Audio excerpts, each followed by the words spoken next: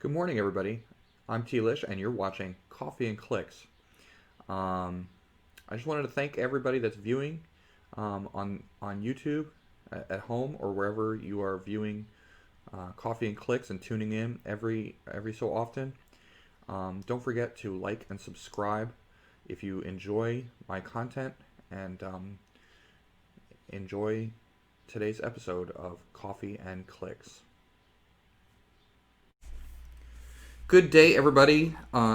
You are watching Coffee and Clicks. I'm your host, Tlish, and today we are joined by Lucas Tom Van Holland from Team Phoenix Nest. How you doing? How you doing? Uh, First of all, I'd like to congratulate you on being a newlywed, Lucas. Congratulations on that. Um, Appreciate that. Thank you.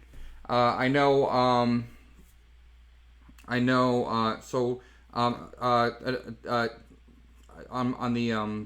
on the discussion group, Matty G. Shout out to Matty G. He asked a question. He asked, how do you balance HeroClix, or how do you plan to balance HeroClix with newlywed life? What do you what do you think about that? You know, I think as a whole, I'll probably balance it the same way I always have. Lucky for us, we've been together for about 8 years. So it's one of those things where it's my hobby and one of my greatest passions. She knows that. And so she allows me to be myself and to do the things that I enjoy doing, as long as it doesn't cause me to lose sight of the obvious important things in life, which she would say is her, of course, which I would have to agree. So, I think that going to tournaments and playing the game, that's not going to really change for me at all. At least not initially. Um, it's probably going to be back to the grind. I'm sure I won't be spending as much time on my computer every night as I have been in the past, but we'll see going forward. Yeah, I mean, I know I can speak from personal experience. I try to play with my wife a little bit.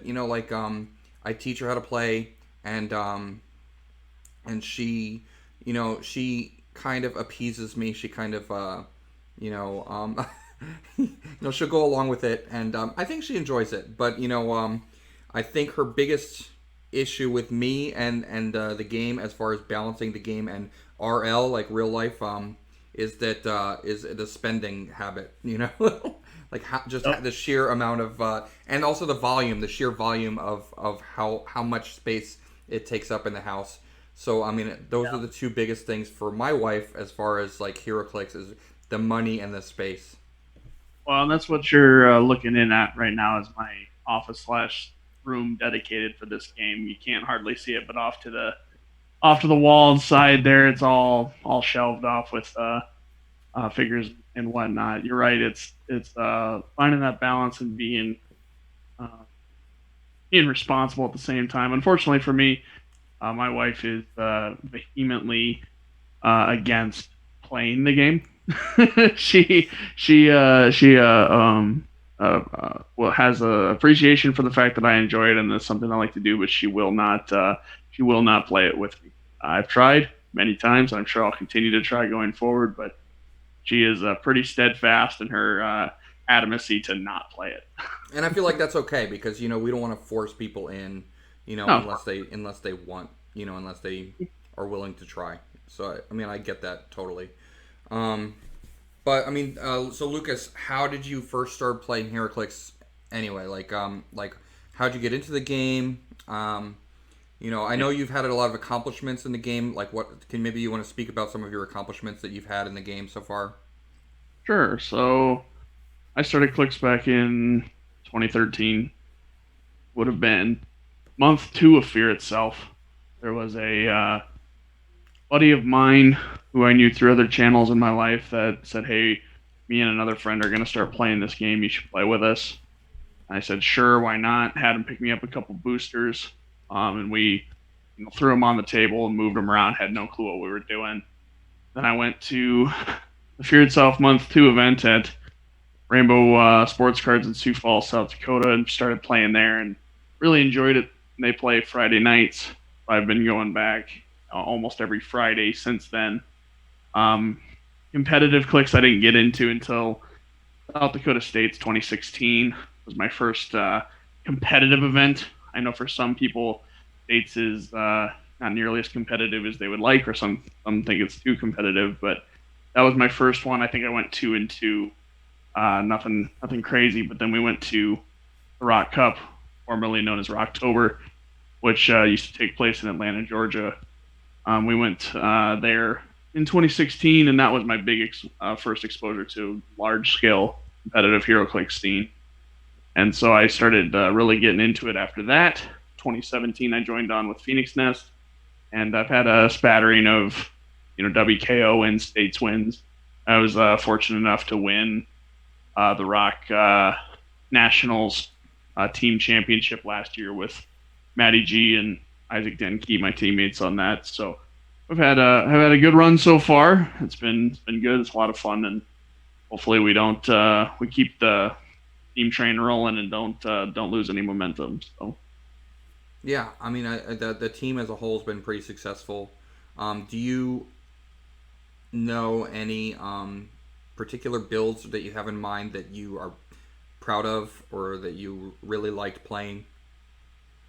yeah, so first build I ever won with would have been a couple years ago. Was shortly after Worlds when they did states. I played Team Thunder with Goblin King and Fast Forces Jean Grey. I know that was a team that was played a little bit.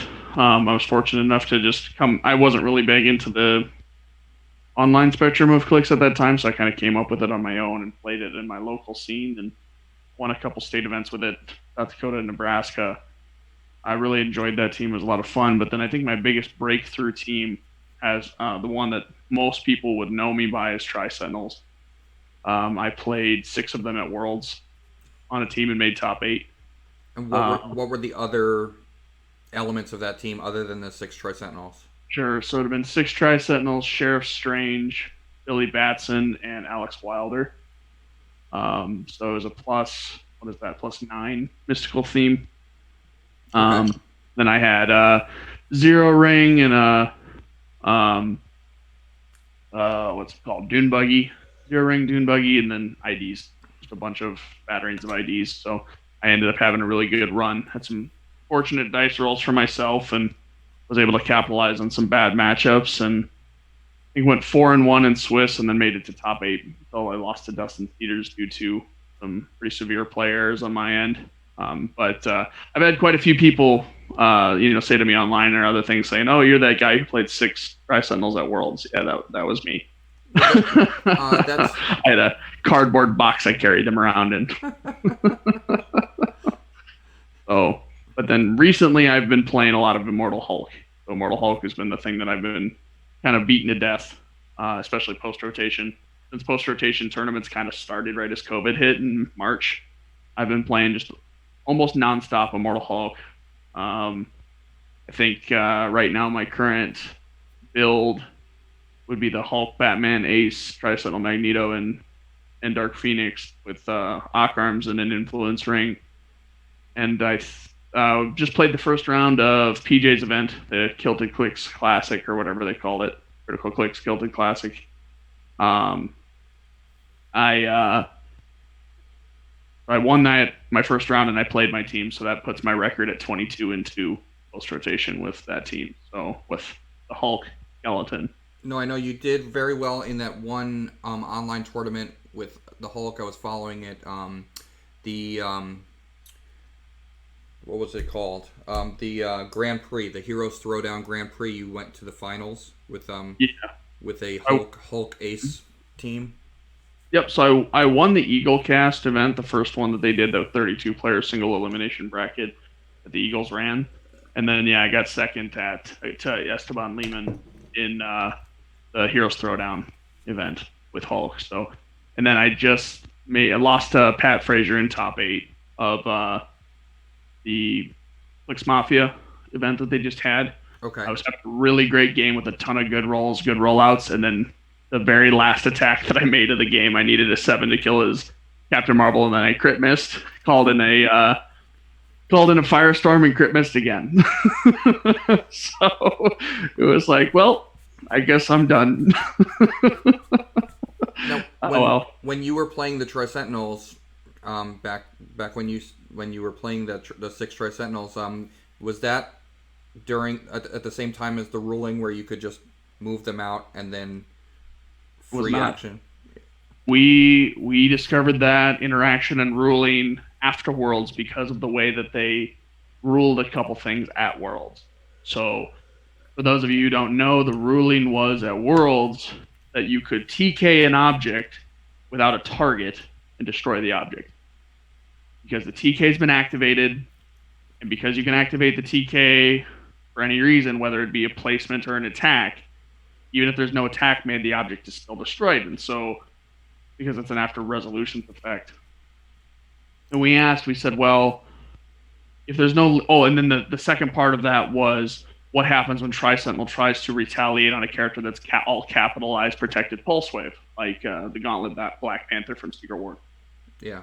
And they ruled it in the win, saying that he wouldn't be placed, he wouldn't make the attack, but the after resolutions effect would still trigger of destroying all the blocking. And so we went, well, that means I can retal anytime I want to and do the after resolutions effects. And at the time, Surtur was still legal, Mangog was still legal. They both had after resolutions effects. Iceman had just come out. He has an after resolution effect of doing the incapacitate. And we're like, well, I guess I can just do that with Tri-Sentinels. And so I started playing a different mystical team with Tri-Sentinels. And this was also after Ancient Hold came out, because Ancient Hold came out after Worlds as well. So I won a few events with the Tri-Sentinels, and with that as well, with that exploiting that ruling, which has been just ridiculous. I mean, I don't personally like the ruling, but if they're gonna let me do it, I guess I'll do it. You know what I mean? Yeah. So I mean, in theory, you could move the Tri-Sentinel out 8 squares, sidestep him 2 more squares, 10 squares in a blocking map like an Ancient Hold or a Hedge Maze, and then just say free action retell, even if there's no targets, and then that'll just blow up all the blocking and deal everybody 1 damage. Correct, and that paired with figures like Alex Wilder, who's a really good contender for the zero ringing, but blocking wherever you want, means there's really nowhere safe you can hide on most of those maps. You've got some really good hindering coverage. I can get to you with a piece of blocking and destroy it and deal free damage almost always. It's proven to be very effective, even with like Hulk right now. I'm playing Hulk and been really effective on that build as well. But we'll see if it continues to be going forward. Yeah, that's interesting. I mean, I know that Tri-Sentinel team is very similar to a lot of people, including myself, were playing the Black Adam mystical team. But I mean, basically, instead of playing 100 points Black Adam, you're playing 3 more Tri-Sentinels. It's almost because you have Sheriff Strange, you have Billy Batson, you have Alex Wilder. Alex Wilder. Yeah, the one that was played a lot during Worlds, that Black Adam team, is semi-similar. But yeah, when I had 6 Tri-Sentinels on the build, it was effectively the same. The ID choices were different at that point because I had nothing over 50 points. Most of them were lower, so that try to get some of those 25-point call-ins, so that Tri-Sentinels or Alex Wilder could call things in. That worked out pretty well. Yeah, but I mean, I guess it changes the strategy a lot having 6 Tri-Sentinels instead of just like 1 Tri-Sentinel. Like, I'm sure that changes your strategy a whole lot. Well, yeah, and back when that build was, I was playing it, IDs were still king, and the way the game was played in general has changed a lot because of IDs and then not IDs no longer being a thing, right? The way that we perceive matchups, the way we play has had to change in order to compensate or let go of those game elements. So, Tri-Sentinels, I think, are stronger than ever right now. If I had to take a list of top 5 meta figures, it's definitely on there. It's just a matter of how you want to utilize that tool, because there are no IDs that can call in barrier and make that easy, but you still have access to things like the zero ring or figures that can barrier fairly easily. So it's just but you also don't have those silver bullets. You don't have those figures that can be called in after a carry to free pen poison, except for Widow, of course, but that doesn't work with Mystical. So there's dynamic changes and that sort of thing. I think that um, it remains to be seen as to whether or not tri-sentinels and mass are going to continue to be effective on their own. I'm always considering it, right? I'm always looking at, okay, can I still put, more than 5 of these guys on a field at once? I had 12 at one point. I owned 12 at one point. I sold 4 of them, I think it was. So I still own 8. Um, so it's one of those things where I can still play them in mass if I need to, but we'll see. Okay, and so I mean, as far as like, I mean, we're talking a lot about constructed, but I mean, as far as constructed versus sealed, or what your favorite format is, I mean, what would it be? So I some of this might be self proclaimed, but I just seem to have the worst luck, both with dice and with pulls. I always pull terribly in tournaments where it matters. When we play sealed teams, I don't touch the boosters. I don't even look at them.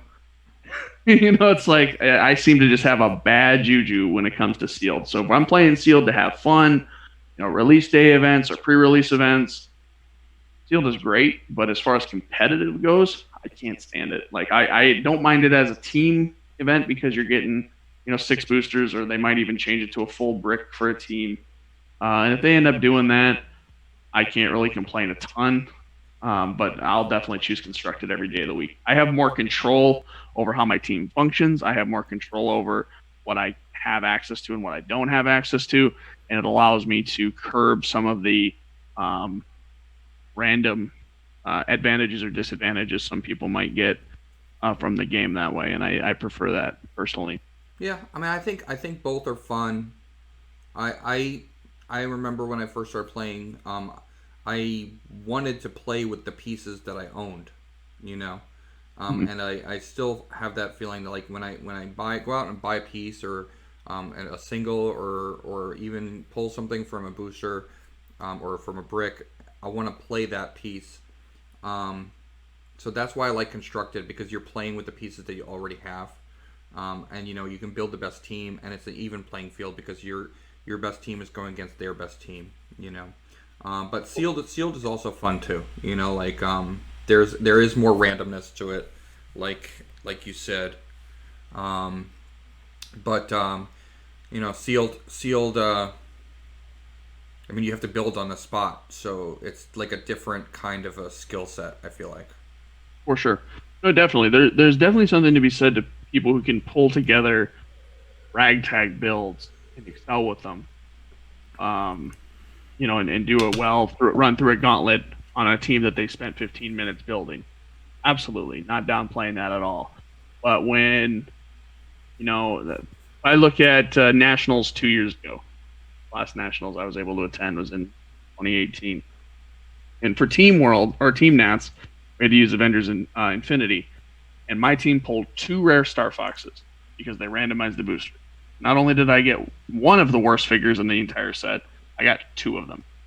So we effectively got 4 boosters from that set because all the power, for the most part, in that set was from the rares, super rares, chases, um, on both the uh, colossal side and the regular figure side. So it was awful. We got absolutely curb stomped on almost every match we had. We just didn't pull anything that was strong enough.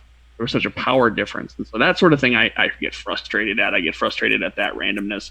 You used to see teams that would win worlds that would get like or Nats. I think it was 2019. They pulled 2 Chase Red Skulls. Like, Yeah. how do you beat 2 Chase Red Skulls? You don't, right? Not in that set. It's just not possible.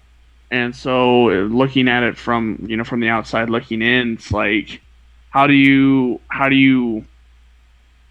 when you want to play competitive and you want to do the best that you humanly can do and potentially win an event for whatever reason, it's really hard to justify sealed in that light because there's just that chance that you're rolling the lottery and the lottery is not going to play out for you. So then Uh, let me follow that with: are you a fan of the idea of mulligans in a sealed tournament?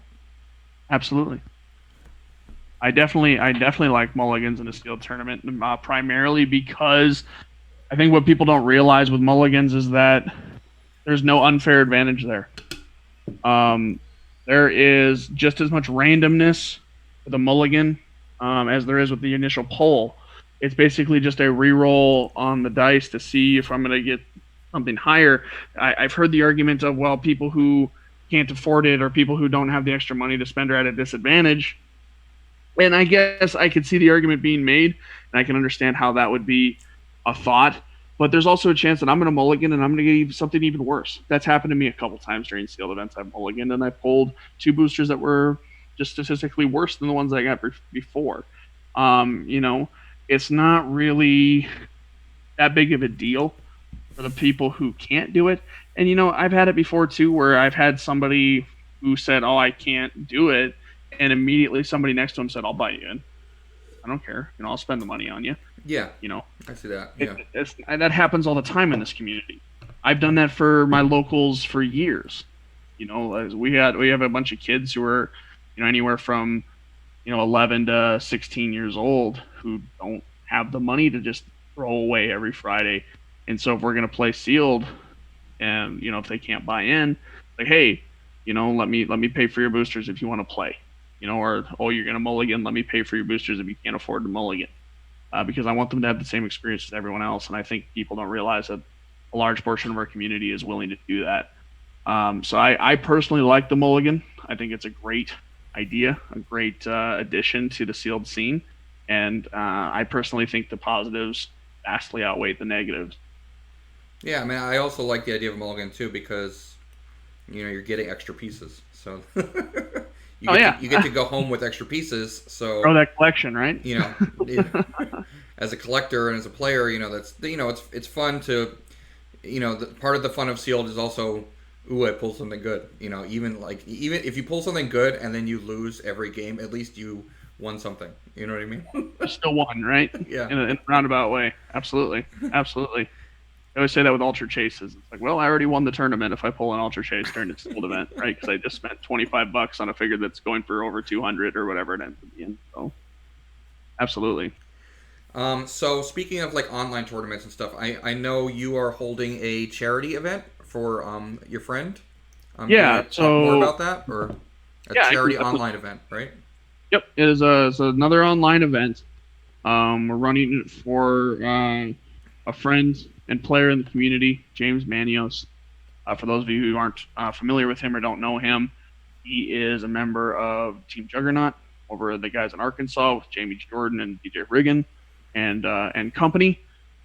James was a judge and I believe employee at Ice Addiction in Tulsa, a very popular store in the southern side of the country, for many years. And then he moved to Texas to kind of spread his wings a little bit. He got a new job, I believe, in the culinary arts, and then they decided they were actually going to look at moving back to Tulsa due to COVID.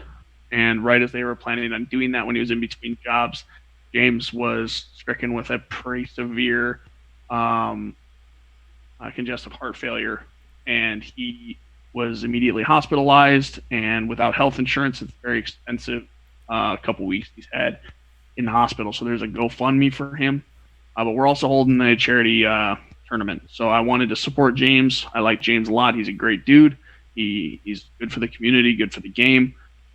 Judges are very important, and he's definitely one of the better ones that I've met. So I wanted to help him out. I figured what better way to do that than to team up with his teammates at Juggernaut and get an event run for him. So I'm running just a fun event. All proceeds go to James. We're gonna put it right on the GoFundMe since they changed the way they do things. They don't take a cut anymore.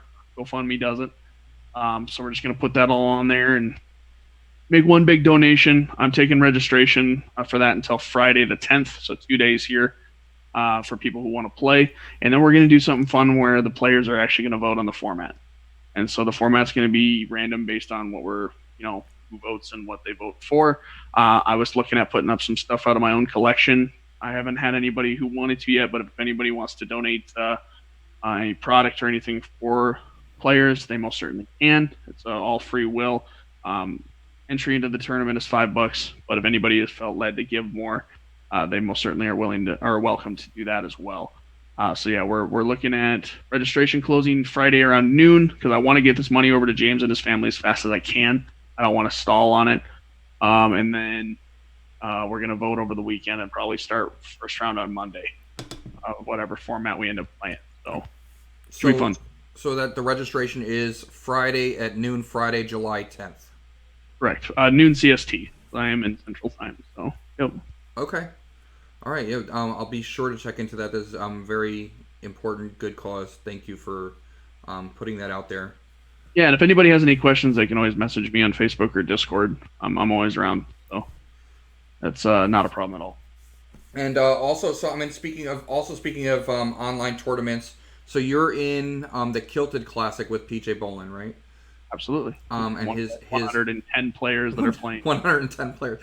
I didn't get into that one. I was like slow on the registration. But I was thinking about it. I was like, maybe should I join? Should I not join? It just seemed really intense. Because I mean, for those of you who don't know the rules in that tournament, the way that tournament is formatted is you play a team, and everybody in the first round that plays the team, that plays their team, all of the game elements in that first round are then banned in the second round. So win. Yep. So it's the elements of the players that win. Oh, that win. Okay. Yeah. Okay. If you didn't happen to win your game, right? So my opponent that I played round 1, he played Dark Side, and so I ended up winning that game. So if anybody else didn't play Dark Side round 1, if anybody wants to play Dark Side round 2, they will be able to. Okay, so it's winning elements. Okay. And that includes maps, right? I believe. The map that the game was won on. So like I lost map. We went to Justice League Hideout or whatever it's called, Justice League Tower or whatever, or Arena. I don't even remember the name of the map. But we went to the new Justice League map. And won there. That wasn't on my build list, but because that was the map that was played, that's the map that's banned. So it's going to be one of those things where if they get down to it, if there's only 3 maps left, he said those are going to be the maps that are going to be allowed for the rest of the event. No more maps will be banned at that point. The way that banning will continue to work is it's double elimination. So there's a winner's bracket and a loser's bracket. Whenever you lose your first game, you go to the loser's bracket, so it's naturally a much larger bracket. And so there's going to be filler rounds, or I can't remember the specific word he used, but essentially every other round, the loser's bracket's got to catch up because more and more players are going to be siphoned into it. So if you continue to win, you'll play half. I think it's like half as many games as somebody who lost round 1 and had to work their way all the way up through the loser's bracket. So play the winner at the end. Because whoever wins the loser's bracket will get to play the winner of the winner's bracket, but will have to beat them twice. Okay.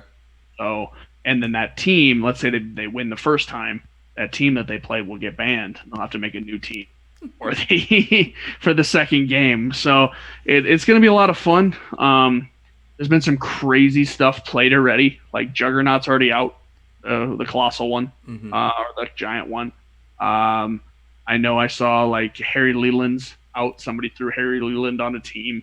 It just like the most random stuff is winning, which has been just absolutely great and fantastic to see. People are throwing random sideline elements on their sideboards just to get a banned round 1. So you have to play with something different. Well, that's what I was going to ask is like, what do you think is going to be played in like the later rounds? Like, it's hard to tell, right?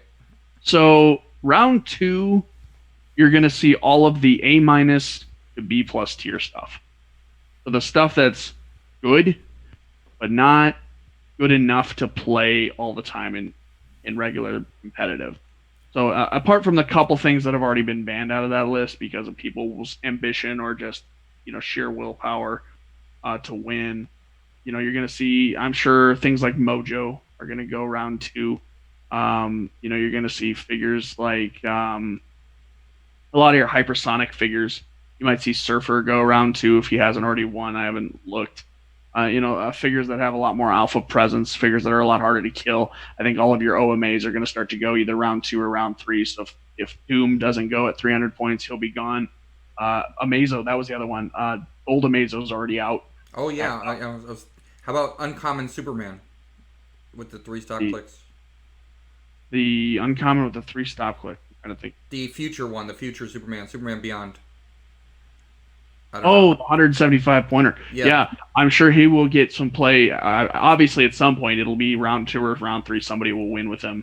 yeah, Because yeah, he's got a beastly middle dial for sure. It's scary, especially when a lot of those counters are gone. Round 2, you're probably going to start seeing a lot things like Asgardian Storm played on main force because she's a powerful pulse wave figure. yeah, Things like that you normally wouldn't see main force unless they had a good reason to be there are going to start popping out of the woodwork. But then by the time you get to round 3 or round 4 with the bands, you're going to see some weird stuff. You're going to see people utilizing things like common Superman from JLU. Nobody's going to play that figure until they absolutely have to. yeah, Right? yeah. Very, very bad. It's bad. You're going to start to see all your WWE come out. So we've already seen Eddie Guerrero get banned. He's arguably the best figure of the set. Mm-hmm. You're going to start seeing the rest of WWE come out of the woodwork when it has to. Undertaker, I'm surprised. Oh, absolutely. Undertaker's amazing. I'm surprised if he hasn't already won that he will. Probably round 2, if not round 3 for sure. And then, by the time we get to 4, 5, 6, 7, you're going to start seeing the weird little stuff that nobody's going to be like, why would anybody ever play this? Well, because it's the only thing we can play. So we'll see what ends up coming out. But PJ was taking bets on how many figures are going to be banned. There's, I think, 943 or something figures in Modern right now. He's taking bets on how many of them are going to be banned by the last round. I said 805, so we'll see. Yeah, it'll be like 942 figures banned, and everybody's just playing the same figure. Like, Yeah. Only figure that's not played is common Superman. Yeah, Because I do think guy's just too bad. I'm just playing Uncommon Superman as my team. So also speaking of online tournaments, the big one coming up, Howard Brock announced, I think it was today that he announced it, yesterday, that the ROC Nationals, Rock Nationals, will take place online in August, August 22nd and 23rd, and then also on August 29th and 30th. The 22nd and 23rd event will be a single event, 300 points Modern Age, if I'm correct, and the second event on the other weekend will be a 3 versus 3 300-point constructed Extreme Highlander. Do you want to talk about that a little bit, or? Yeah, absolutely. So The Rock decided, from what I'm seeing, that due to COVID and current life events, they don't want to get that many people in one room together. Yeah, which totally makes sense. And so they already have an online presence. Alex Coos and the rest of the Rock staff has done a great job in establishing that presence and building up those events and creating that community. So I think it was a logical decision, especially with the success that these tournaments have been having. Anywhere from 32 to 64 to now 110 players are showing up for an event. It's proven that it can work. It's got to be hard judging that many people, though. I mean, is PJ having a lot of trouble judging all these games? Well, no. If you look at it, let's look at Rocktober last year, or Rock Cup. It wasn't October still, but look at Rock Cup last year. There were 4 judges. I think it was Jay Solomon, Aaron Morgan, Kenny was there, and a couple others. And I'm sorry for botching names or forgetting people, but there was only 4 judges for 45, 50 people, 60 people. And it's kind of that way at Worlds too, right? There might be 120 people playing in Worlds and 6 judges floating around, right? They just have to be present. They just have to be available. They're only needed when they're called upon. We trust players to understand the game enough or to be responsible enough to play on their own and then call for help when help is required. And I think online there's no difference in that. right? We're still, if you and I are playing, it's a one-on-one scenario. I don't want you to do anything wrong because I want to win. I don't want you to cheat your way out of it. You the same way, and then also we as moral players would say, we don't want to mess up because we want to be fair to our opponents. So I think the majority of players are going to have that mindset. I don't see an issue, as long as the Rock has got, anywhere from 4 to 10 people available for judge questions and calls. Um, it's one of those things where I don't think it's going to be a problem. Chad is another one that I was forgetting from last time, and I know if Chad Right. listens, he'll give me a hard time for that. But Chad Birdsall.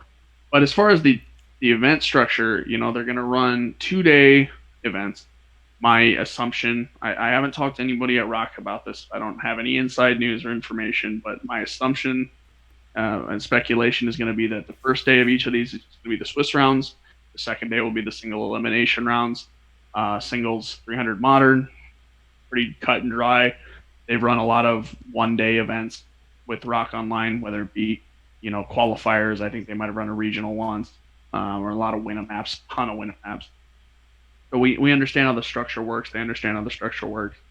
I don't think that's going to be a problem. And single elimination, of course, is pretty self-explanatory. Once you get into the higher rounds of single elimination, you start to get to spectating, active judging, that sort of thing. So I think it'll turn out fine. As far as the team dynamic goes, we'll see how they end up doing that. I mean, I'm sure it's just going to be regular team events. They ran this Extreme Highlander last year at Rock Cup. I'm sure it's going to be just like that. Instead of just sitting next to your 3 of your buddies, you're going to be, or 2 of your buddies, you're going to just be online and you're just going to record your results as you can. I think the hardest part is probably going to just be the record keeping, right? Making sure that whoever's in charge of putting everything in the win or charge of the record keeping gets it straight. And so whoever they have doing that, whether Howard has his wife Tracy doing it like she has in the past, or if they have somebody else doing it, I think whoever is in charge of that, that's going to be the most important thing. But the format for teams is exactly what they did last year, which is Extreme Highlander. So no game elements can be shared amongst the 3 builds that you have, including your own. So you can't play multiples of a figure on your own. So figures like Dr. Fate, sorry, buddy, you're not going to get to play. But it changes the dynamic of how a team event runs, because not only are you working with your team to try and win the event, but now you're working with your team to build a Highlander of sorts. So like, oh, this works well on my team. Well, that also works well on your team. So who should get it? That sort of thing. And also it brings an interesting dynamic to the matchups. Going, well, there might be a really high chance that a figure like Black Widow is going to be on every team because she's good and probably deserves that amount of play. But what's the odds of me specifically sitting across from Black Widow? Well, maybe it's 33%. One of those things where I might go through the entire tournament without ever playing against one because they were all in the A seed or they were all in the C seed. So I think it's going to be a cool dynamic. I'm excited to see what the pricing is going to be. I know that they were going to wait a little bit to announce that. Hopefully they do it sooner than later so that people start getting more hype for it, more anticipation. Obviously, the better the pricing, the better the turnout. So it should be fun. I know also with I was thinking about that with as far as the timing of the tournaments, because a lot of the online tournaments recently, with COVID and everything, have been set up kind of like the World Cup in different pods. So you have like a pod with 4 people, and then you play the people in your pod, schedule it out during the week, so you don't necessarily play that day. You talk to somebody and say, okay, hey, I can play Tuesday. Are you free Tuesday? And we'll play. And so it's a lot more of a relaxed schedule. But with the Rock Nationals tournament, it's taking place in 2 days. So everybody has to play on the same day. If they're doing Swiss, they'll have to play on Saturday, and then if they're doing single elimination, they'll have to play on Sunday, all at the same time. So I was wondering about that, like how that's going to work. Well, I mean, you think about it, it's going to work just fine because that's how every tournament works. True. Yeah. It's just the locale is the only thing that's changing. You're going to be sitting in your office or your bedroom or wherever, versus going to a venue. So for those people who are worried about like, well, I don't know if I'm going to have time. You need to treat this like a regular tournament. You need to treat this like you're traveling to nationals, like you're traveling to worlds. The time needs to be off. Your family needs to be aware of the fact that you're going to be absent. I've told my wife already, I'm going to be locked in this room probably for 2 days straight, 2 weekends in a row, coming out only to use the restroom and go to the bathroom or to eat and to, sleep at night. Whereas I'm probably going to be indisposed the entire time, whether it be playing my own games or supporting my teammates. That's not going to change versus being in person. I think those events are going to flow and run dynamically, just like that. And in a lot of ways, it might be smoother, right?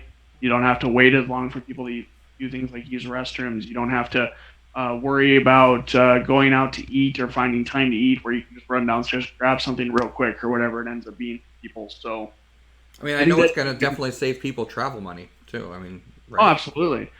For me personally, I prefer to go to that venue in person. I prefer for those getaways to use time off and travel and spend the money to do that, because it's fun to have the experience.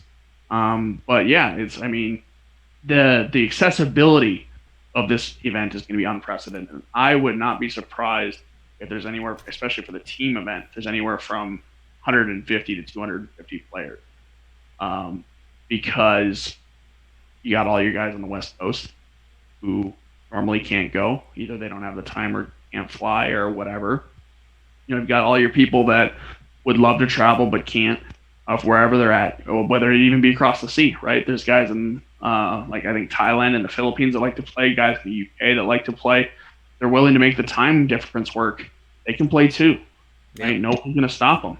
And so you might have unprecedented numbers for this event, and I think that's really cool. I hope it turns out that way, and I hope they have the pricing to back it up too. Yeah, that would be really cool. I also another thing I was thinking, and this has been talked about on Facebook a lot recently. Even today, I think I saw something on Facebook about this, where people were talking about online tournaments and the ability to use any piece versus taking pictures of your pieces.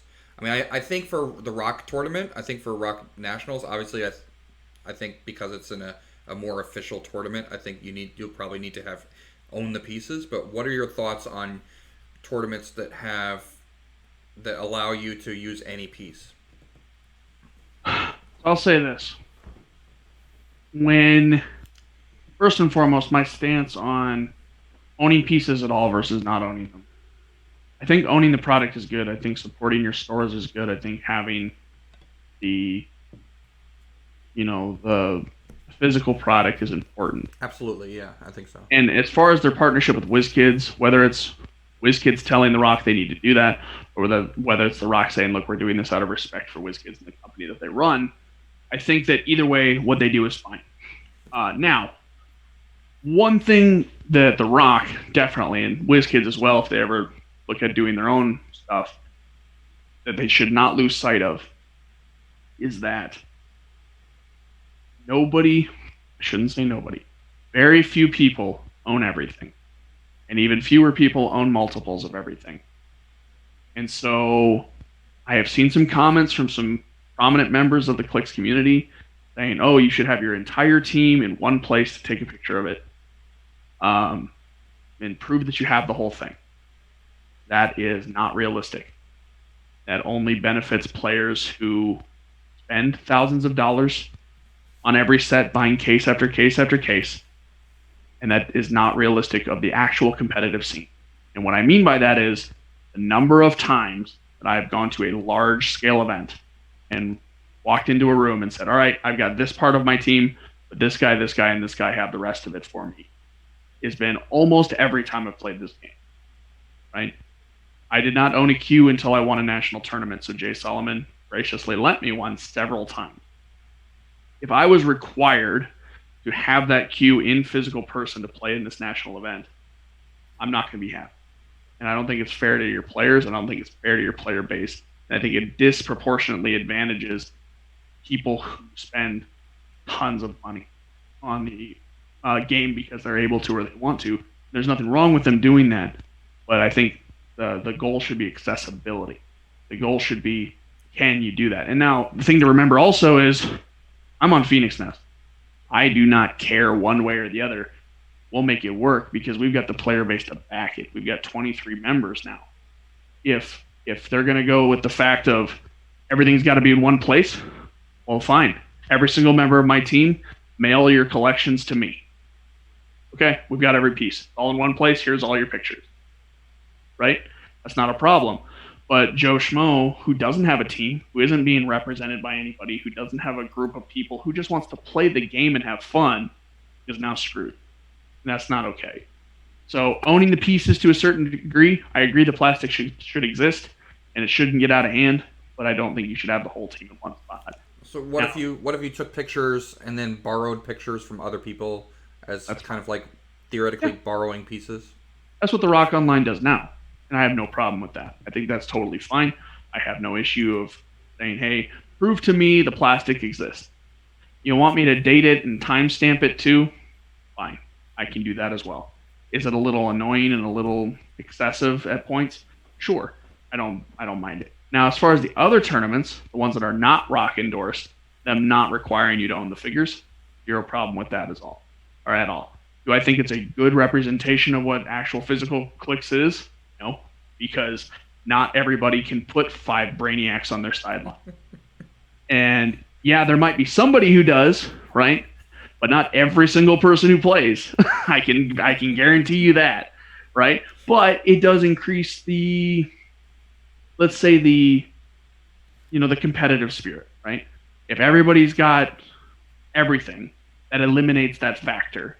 And now we're all relying on our ability and our play on the board. The exact same thing with looking at cards, right? Having the dials on the back of the cards and now being able to look on the dials on the back of the cards. It gets rid of that hurdle. It gets rid of that randomness feature. It gets rid of that unknown. And now it becomes more of, am I a better player than you? If I am, the dice are, gracious to me, then I'll win. If I'm not, or the dice aren't gracious to me, then I'll lose. I like eliminating those factors that shouldn't exist anyways, in my opinion, but do because that's how the world works, right? We got to have the plastic. We got to have the physical product. That sort of thing exists. And so there's nothing wrong with that. I think that, there was comments made that events like the Heroes Throwdown, there's certain players that might not have done as well as they would have done, or as they did do, if they didn't have 3 Brainiacs, 3 Vulcans, 3 Grods on their sideline. And I know I personally, at that time, did not own those figures. So there were several games where I personally called in 2 Vulcans in a turn, let alone a game. I do now own 3 Black Vulcans, but I didn't at the time. And if I didn't own those Black Vulcans, I wouldn't have won those games. Or if I didn't have them on my team, I know I wouldn't have won those games because that penetrating poison and penetrating energy explosion saved me from the crit misses that I ended up in.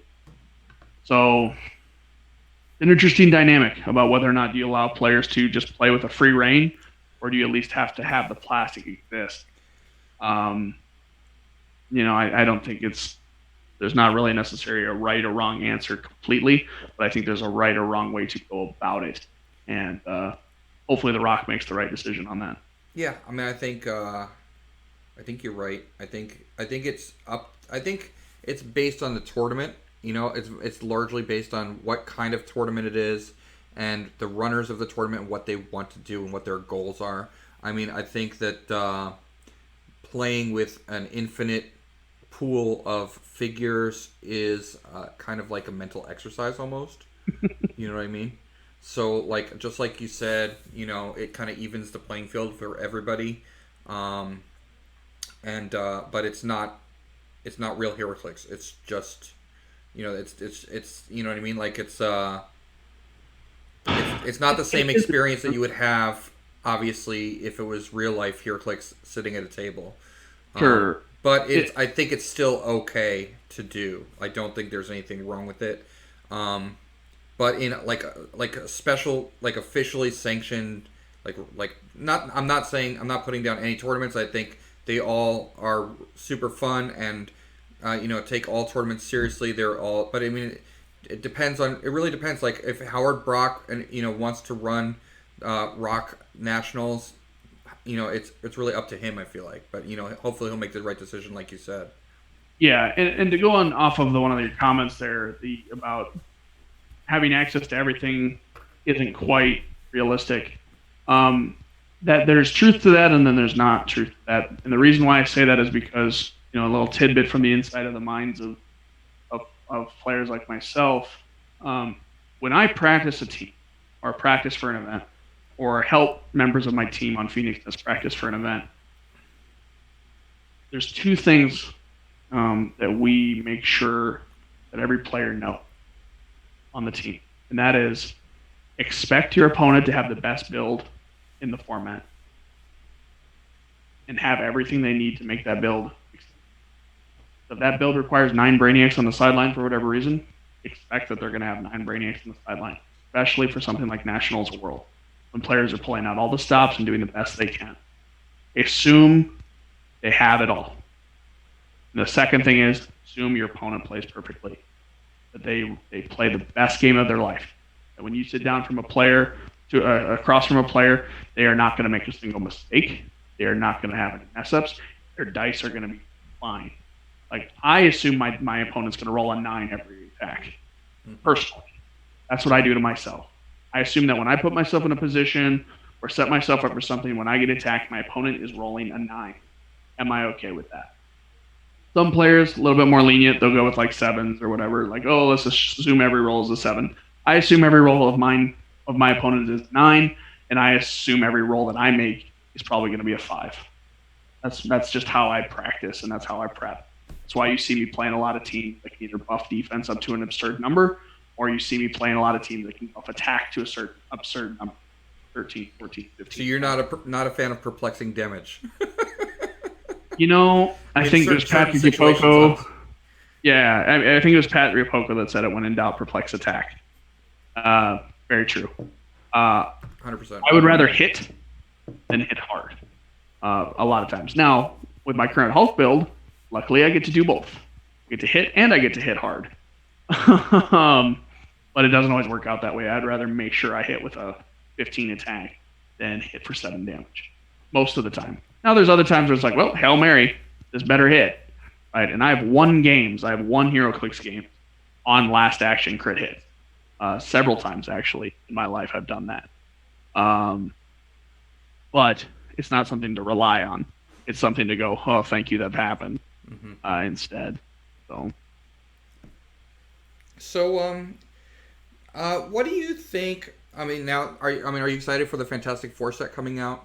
What are your thoughts on it? Is there any pieces that stand out as like meta?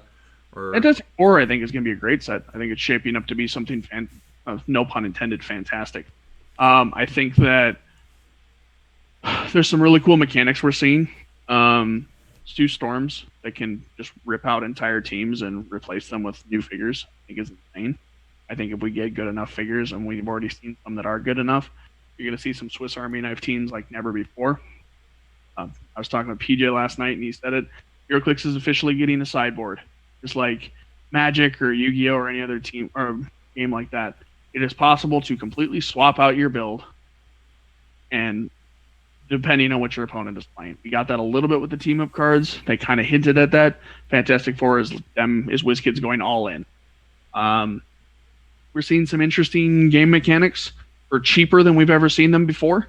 Namely, things like Valeria, free damage on placements.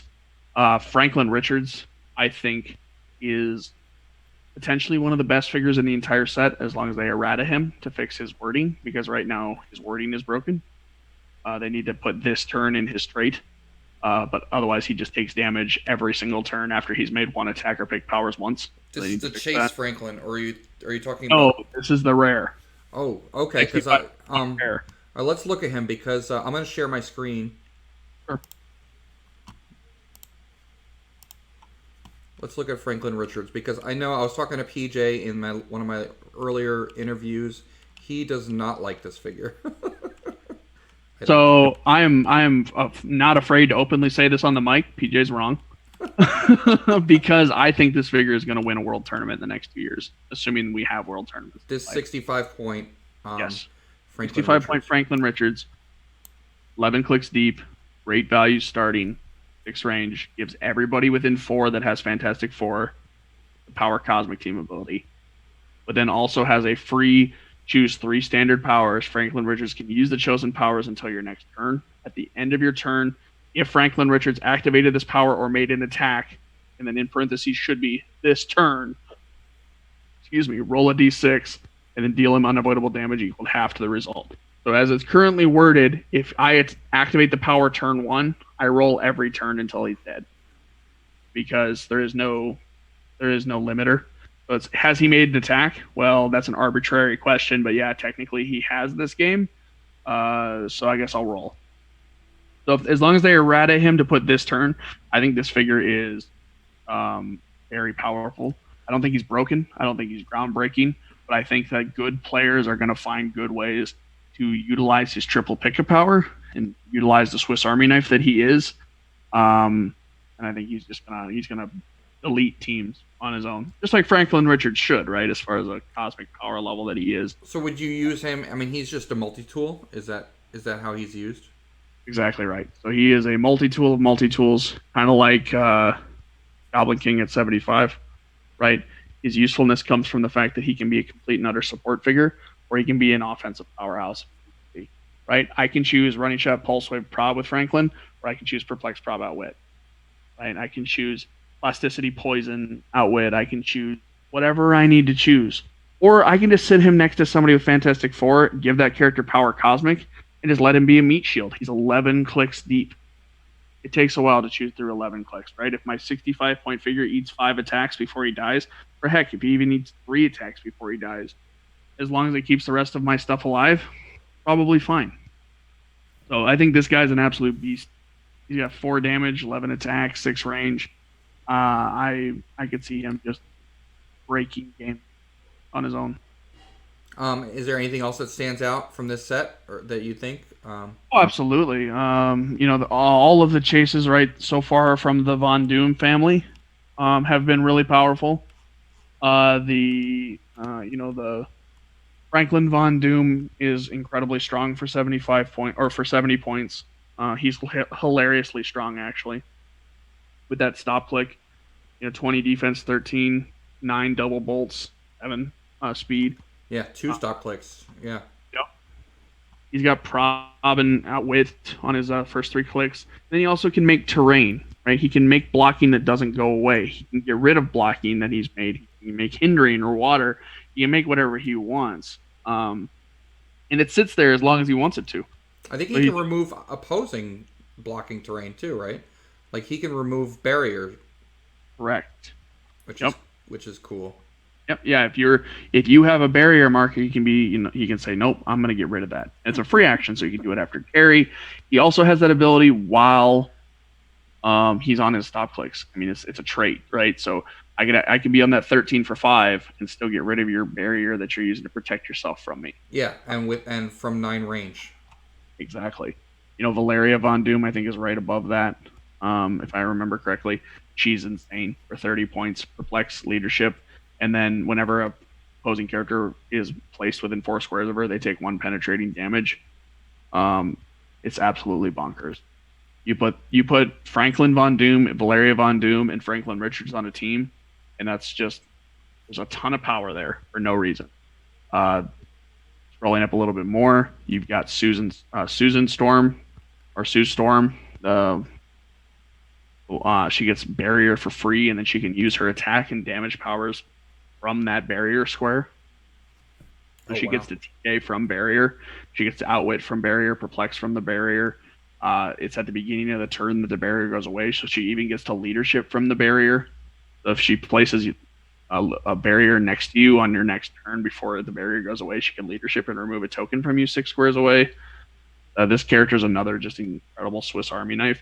She's got a better Battle World trait where she gets to do any combat value plus or minus 2 on any Battle World keyword. So it's just it's less restrictive. Yeah. than the previous Battle World keywords we've seen. Yeah, and you know what's funny? I don't think, I mean, a lot of people are going to think that Sheriff Strange goes away because of ID cards, but I think Sheriff Strange is still good. Well, and he's themed with her, right? Battle World Other. Yeah. You get to play Battle World Other with Sheriff Strange and Sue Storm. That seems fine to me. I have no issues with that.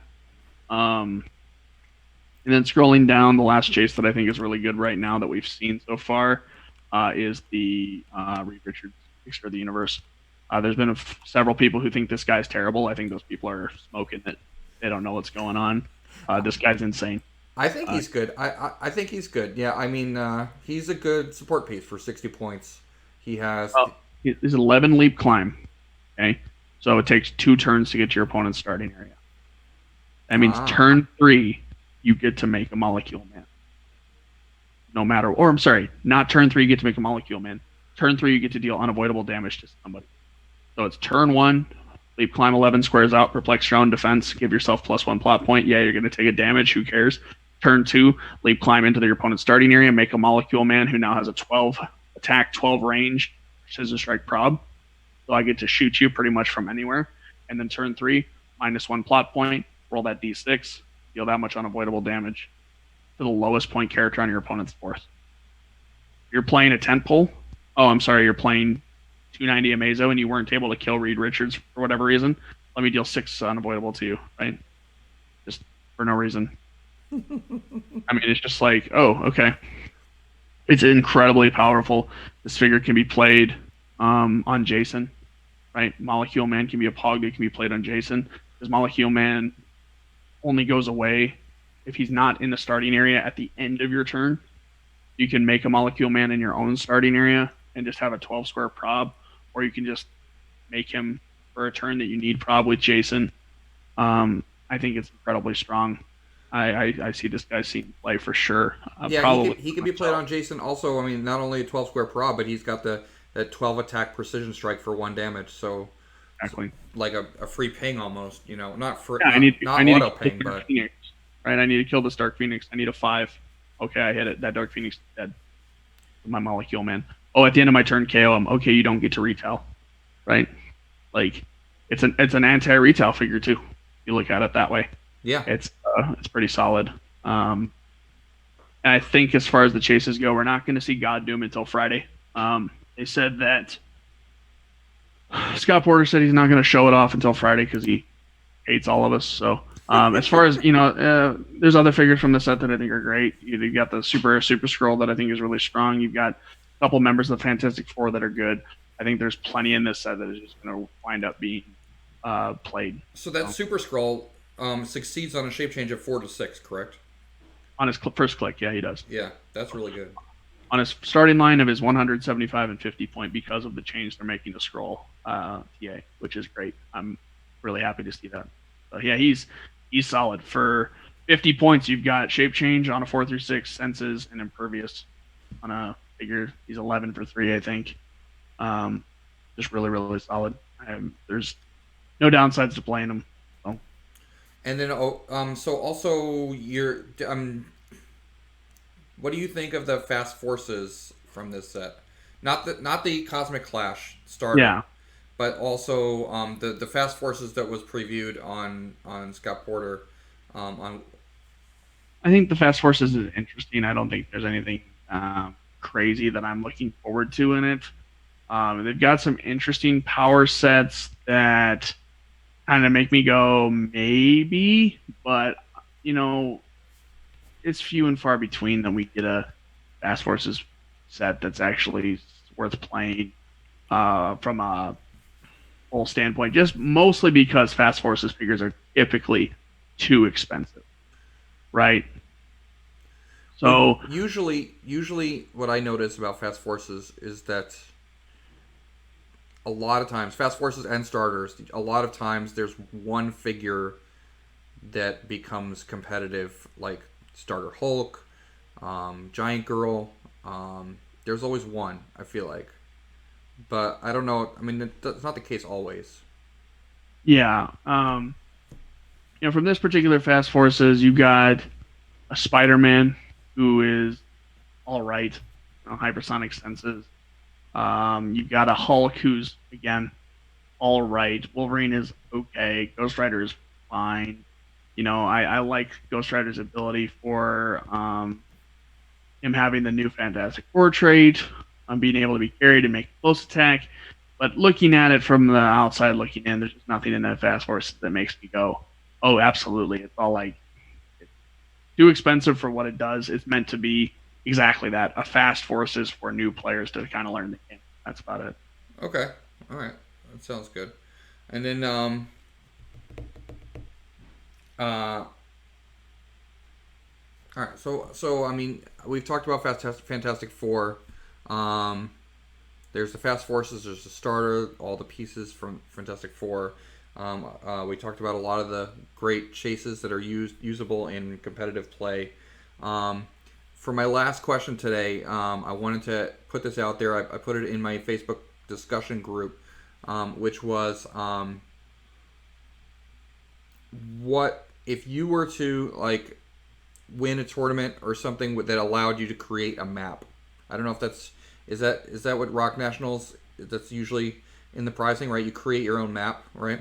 So if you were to create your own map, what location would you pick for that map? And what type of map would it be strategically? Would it be indoor, outdoor, blocking, elevated? So, lucky enough for me, I did create a map. Okay. Our nationals win, right? Our team nationals win. We did get to make one. Okay. Uh, but I won't spoil that one. I have seen it. I do think it looks really good, and I'm happy to have my chance to earn it here next month. Um, but as far as another, if I won Rock Nats tomorrow and I had no other input needed from anyone else, I get to make my own. Um, I would want to make a map that exemplifies the old way the maps used to be made. And we're starting to see that a little bit again, but maps have gone to become a purely symmetrical game element because I think it's easier to design a map that way, easier to make it balanced, if you will, in parentheses or quotes. And I don't like that. Map has become an oppressive game element. It map roll is more important than almost any is more important than the matchup half the time, right? That's why theme is so high, is because there's maps where if I win map, I choose this, I get all the benefits, you get none. Whereas asymmetrical maps that we used to see, they don't have that problem because you might choose a map like let's look at Earth X Wakanda or not Earth X Wakanda. I mean that is an example. It's not symmetrical, but What about? ADW Wakanda. Okay. So it's the one that was misspelled as Wakanda or Wakakanda. Mm-hmm. Um, that map had blocking on one side of it. So if your team thrived on the ability to sit in the hindering and get the +2 bonus off of it, like so many did, I could still hide to choose the blocking side and hide in the blocking and kind of force you to come out of your hidey holes in order to hit me if I needed to, if my matchup was that bad. And I would probably choose a map design that exemplifies why asymmetrical maps are important, why picking side is important as far as a game choice, right? You win initiative, you get to choose map, then I get the responsibility of choosing the correct side of said map. And so I would design a map that does that shows that gives the the loser of the initiative at least a small advantage in trying to kind of overcome that map choice. Um, as far as like what that would look like, it's hard to say whether it be filled with elevated or blocking or hindering or just have a good um, level of all of them. I think the map that we made for our nationals winning team, I think that map does that. I think it's very balanced in a lot of ways. But I'm sure somebody will prove me wrong on that when they break it with some random arbitrary team. So we'll see. As far as the decal or the decor, I would want to probably make a follow up. Um, our nationals winning team, of course, our map is of course Phoenix Nest themed. I would probably want to make a follow up to that, or I would choose something that is it's a little bit closer to home, whether that be local venue or somewhere that I really enjoy that's special to me. As far as what specifically that might be, I'd have to do some more thinking. That's kind of where my brain would wander as far as location is concerned. Um, just because we've seen a lot of the comic based stuff, we've seen a lot of the storyline based stuff, and I think that's all great. But I think in order to make something really special, I'd want to make it personal. That would be the ultimate trophy to me. So that's kind of what my answer is on that. Like a personal, like real life location.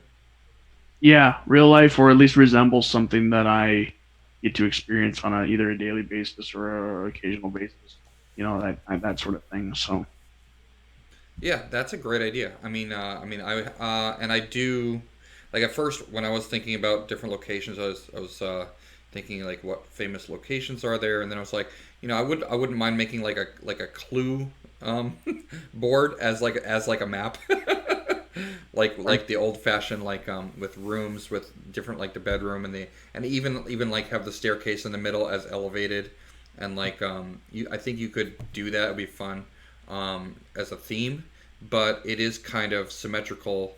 Um, I personally like maps with a lot of different types of terrain. I don't like maps. I mean, even though I play on them a lot, I used to play on Amok Time all the time, mhm, but it's not a fun map to play on because it's just really open. mhm, I think it's more fun to try to maneuver around blocking and elevated and hindering, and it creates more interactions with the figures. mhm, Um, I totally agree with you that they shouldn't be symmetrical. I think that there should be a way for um, the opposing player, the loser of map roll, to choose a side. It makes me think of that map. Also, another one that's not symmetrical is Prison Tier, right? I yep. don't know. I never know. I always looked at that map and I thought to myself, like, if I won map roll, would I be doing myself a disservice because the opponent gets to choose, be up on the elevated with all the hideout rooms and stuff like that, and I'm down here in the empty space, Yep. or same thing with the Orville map, which has the rooms on the one side, and then just like an empty Yep. space on the other side. So you almost want to, but then those kind of maps people avoid playing because they don't want to win map roll on them. Well, and that's where I think maybe it's more important to design teams that can function on more than just one type of map, right?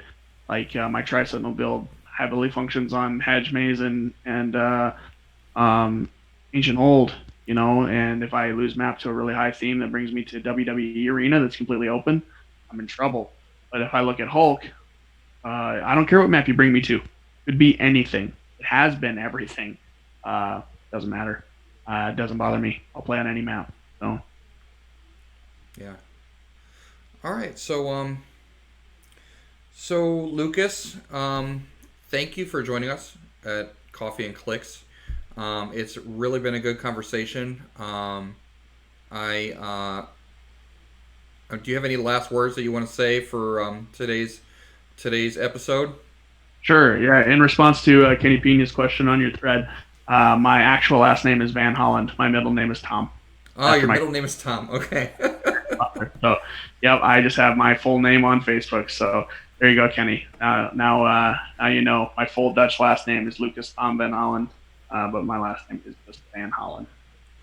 Okay.